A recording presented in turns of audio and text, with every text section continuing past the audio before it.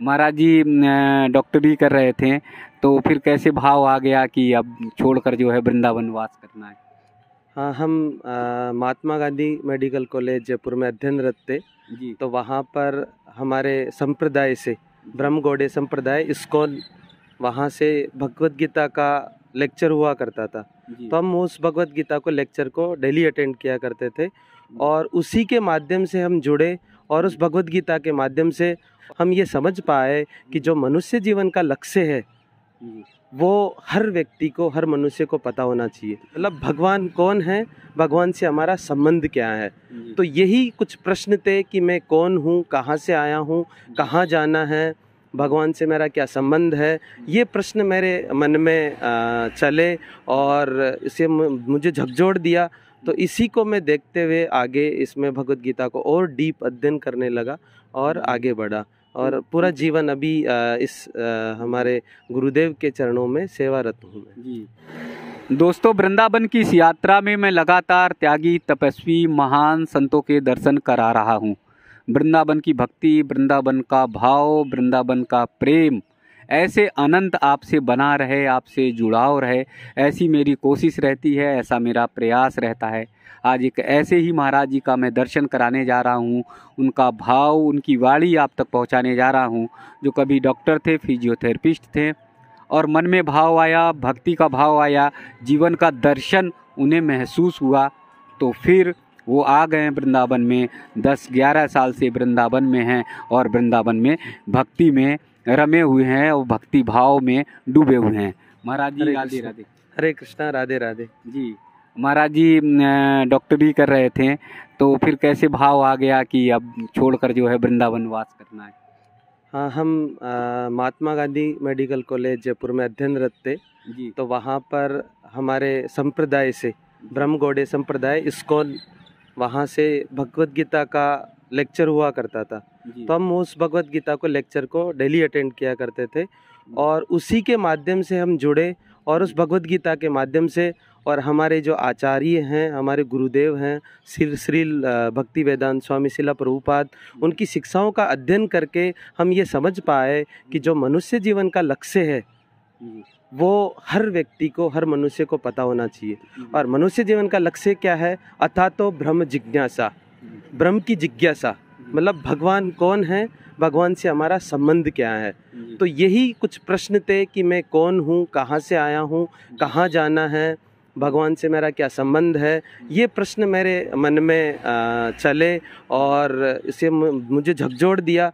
तो इसी को मैं देखते हुए आगे इसमें भगवत गीता को और डीप अध्ययन करने लगा और आगे बढ़ा और पूरा जीवन अभी इस हमारे गुरुदेव के चरणों में सेवारत हूँ मैं। जी तो इतना रिसर्च करने के बाद, अध्ययन करने के बाद भगवत गीता, श्रीमद् भगवत गीता को, तो निचोड़ क्या समझ में आया, क्या जीवन का दर्शन समझ में आया? भगवत गीता का जो मुख्य उद्देश्य है, भगवान कृष्ण बताते हैं, मन मना मद भक्तो मध्याजी माम नमस्करु, कि सभी, कोई भी व्यक्ति, भले ही वो गृहस्थी हो या सन्यासी हो या वानप्रस्थी हो या ब्रह्मचारी हो या कोई भी पंथ अवलंबी हो, किसी भी क्षेत्र में हो, उसे हर वक्त भगवान कृष्ण का चिंतन करना चाहिए। माम अनुस्मरणम च, भगवान का अनुस्मरण करना चाहिए और अपना कार्य करना चाहिए। अगर वो कोई भी कार्य करता है जो भी हमारे शास्त्रों द्वारा अनुमोदित है, अगर वो कार्य करता है भगवान को स्मरण करते हुए, तो उसका जीवन का लक्ष्य परिपूर्ण हो सकता है इसी जीवन में। जी तो कोई भी काम करें भगवान का स्मरण करके करें, वो बहुत जरूरी है। जैसे भगवान ने अर्जुन को भी यही बोला कि हे अर्जुन, माम अनुस्मरणम च युद्धश्च, तुम युद्ध करो लेकिन मेरा स्मरण करते हुए। और अपने को एक कृतित्व अभिमान मत रखो, जो एक कर्ता का अभिमान होता है, हमें फलों को भोग करने का इच्छा होता है, वो हमें नहीं करना है। हमको न तो कर्ता बनना है और हमारे फलों को भगवान को अर्पित करते हुए, भगवान को स्मरण करते हुए हमको कृष्णा भावनामृत को पालना करना चाहिए। तो बहुत सारे लोगों का महाराज जी प्रश्न आता है कि गृहस्थ हैं और गृहस्थ में भजन नहीं हो पाता है, मन भटक जाता है। ऐसा बिल्कुल भी नहीं है। जी ग्रस्त को भी हमारे आश्रम में हमारे शास्त्रों में आश्रम बोला गया है, ग्रस्त आश्रम।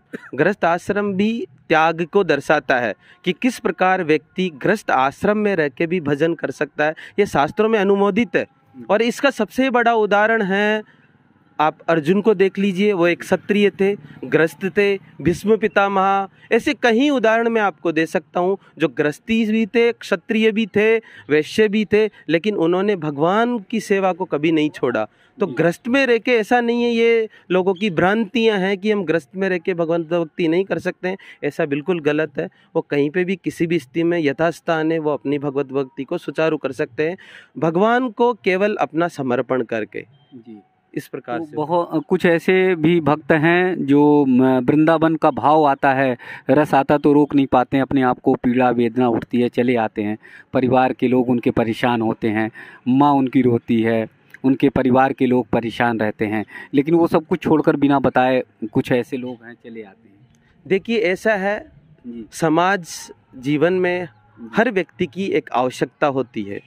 जैसे आप देखते हैं कि डॉक्टर्स की भी आवश्यकता है, इंजीनियर्स की भी आवश्यकता है, क्षत्रिय एडमिनिस्ट्रेटिव पीपल है उनकी भी आवश्यकता है। उसी प्रकार इस सोसाइटी को गाइड करने के लिए भगवान के जो भक्त हैं, जो पूरा जीवन समर्पण करके लोगों को ये दिशा निर्देश करते हैं, तो उनको घर वालों को समझना चाहिए कि जो मेरा बेटा है, मेरा जो पुत्र है, अगर वो कहीं सरहद पे कहीं सैनिक बन के अगर देश की सेवा करता तो भी वो माँ नहीं रोती।